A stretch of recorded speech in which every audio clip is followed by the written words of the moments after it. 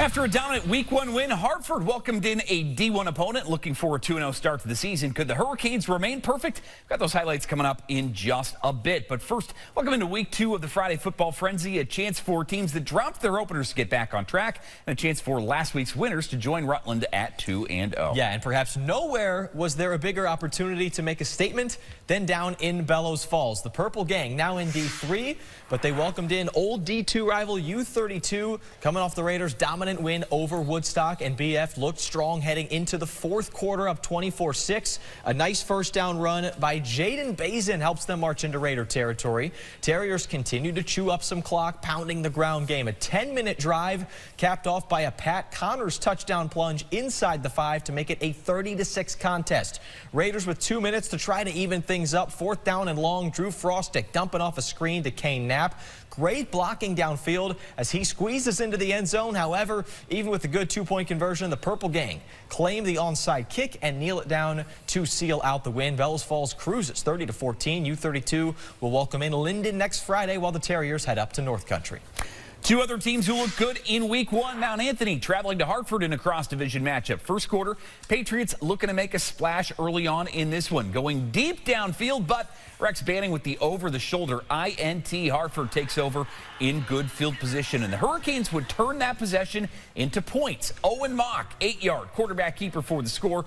Hartford in front 13-0 after one. Second quarter now, more from the Canes on 4th and short from the 9. It's Banning taking the toss, and he would find the end zone. Hartford looking in control out in front 20-zip. The Patriots, they get a spark from running back Asa Reese, the senior, dodging every Hartford defender on his way to the outside, dragged down just shy of the goal line. 57 yards on that pickup. They'd score on the next play to make it 20-7. However, Canes just a little too strong. Noah Daniele lowering the shoulder with authority for the touchdown. That would make it 27-7, and Hartford absolutely dominant. 47-21 is your final. MAU with a Bennington County battle at BBA next week, while Hartford heads to Brattleboro. D2 matchup in Milton now. The Yellow Jackets playing host to visiting Spalding. First quarter, Tide on the move. Noah Sapita on the end around, dancing his way for a chunk gain, breaking a couple of tackles before he's eventually pushed out of bounds along the sideline. Later in the drive, Jackson Griffin has the honors to punch it in from just outside the doorstep to make it 7-zip Tide. Second quarter now, Spalding driving and threatening again, but it's Milton with the big stop. Sawyer DeMario going up, coming down with the INT, and adds a nice little return on it as well, but it would not be enough. The Tide going on to win this one 19-6. Spalding on the road at Rice next Saturday, while Milton heads to Fairfax Lamoille. From the Yellow Jackets to the Hornets, Essex making the short trip to South Burlington to face off against the Seawolves. Mid-first, Essex on the move in this one. Sam Bent buying time. Then he goes sidearm for Aiden Iverson on the score here. The extra point was blocked. It was 6-0 in favor of Essex. The teams would trade goal line stands after that. Ben Hodeling stuffing Henry Dodge here, but after flipping sides in the second quarter, Leander Buckley returning the favor to deny Griffin Randall and keep it a one-score game. Finally, facing another fourth down deep in Seawolves territory, Ben hitting Cooper McCurley on the flat. He's going to just get in to double the lead. Then, after a big-time pitch and catch to Iverson downfield, Ben would put it away on a keeper.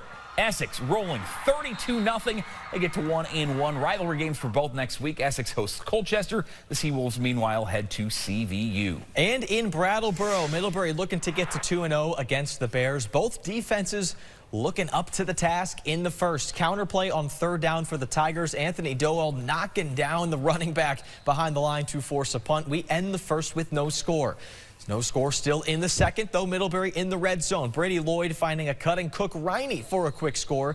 Tigers go ahead by 7. Same score halfway through the frame. Tigers march into the red zone again. Jason Sperry takes a toss all the way across the field, diving for the pylon and breaks the plane. Middlebury doubles up its lead.